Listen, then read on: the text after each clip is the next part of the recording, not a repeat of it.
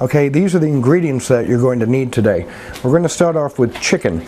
Again, a lot of people like chicken breasts, but we're going to go for the richer flavor of the chicken thigh. We've gotten boneless, skinless thighs, so the prep time on this is going to be very minimal. We're really just going to have to season it, coat it, and then bake it.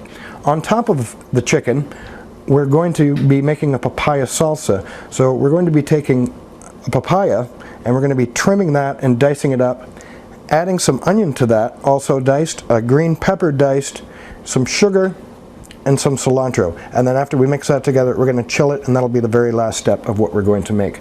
We're going to have some garlic here. You're also going to need some rice.